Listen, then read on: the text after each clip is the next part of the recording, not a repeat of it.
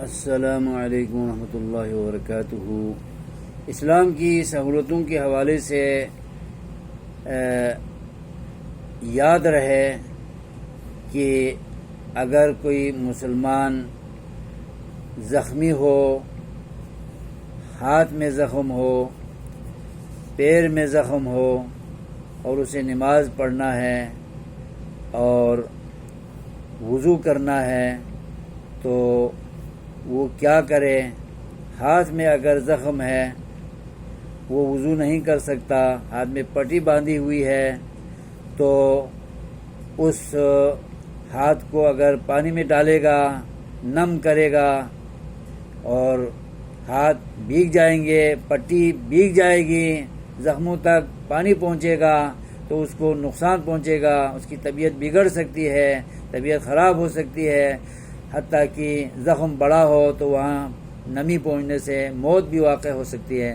تو ایسی صورت میں اس مریض کو جس کے ہاتھ میں زخم ہو، پٹی باندھی ہو یا نہ باندھی ہو، ہر صورت میں اسے تیمم کرنے کی اجازت ہے، چاہے وضو والا تیمم کرنا ہو یا غسل کی خاطر تیمم کرنا ہو، دونوں صورتوں میں تیمم کی اجازت ہے۔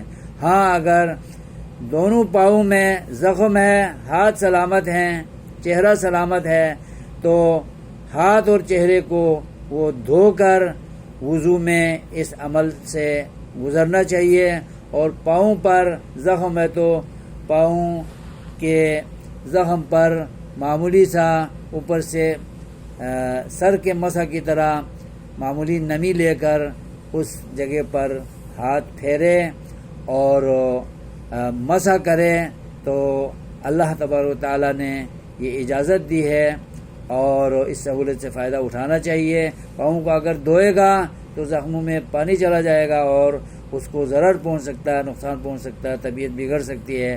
تو اسلام میں اس چیز کی اجازت ہے۔ اور سر میں اگر کوئی زخم ہے تو براہ راست سر پہ، بالوں پہ کوئی مسح نہیں کر سکتا، سر پہ پٹی باندھی بھی ہو تو مسح جو ہے پٹی کے اوپر سے کر لینا کافی ہوگا۔ تو ان مسائل کو بھی انسان سمجھ کر کرنا چاہیے تو ہمارا عمل درست ہوگا۔ ایک صحابی جہاد میں تھا اور وہ زخمی ہوا تھا اور جنابت بھی ہوئی، احتلام ہوا تھا، تو اس نے صحابہ سے پوچھا اپنے ساتھیوں سے کہ میں کیا کروں؟ تو ساتھیوں نے بتایا کہ تمہیں غسل کرنا ہی پڑے گا، اس کے بغیر کوئی چارہ نہیں۔ اس نے غسل کیا، وہ فوت ہو گیا۔ تو نبی کو جب پتہ چلا تو آپ نے ڈانٹا صحابہ کو کہ انما قتلتموہ، تم نے غلط مسئلہ بیان کر کے اس صحابی کو موت کے گھاٹ اتارا ہے۔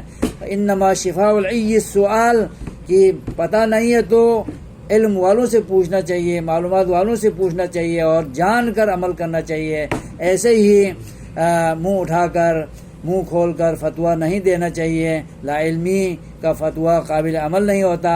انہوں نے اپنے خیال سے بتایا اور وہ بیچارے صحابی شہید ہو گئے، نبی پاک ناراض ہو گئے۔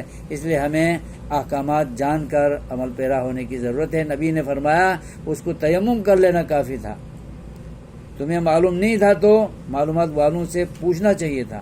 اللہ ہمیں علم حاصل کرنے کی توفیق عطا فرمائے اور شوق اور جذبہ عطا فرمائے۔ آمین۔ السلام علیکم ورحمۃ اللہ وبرکاتہ۔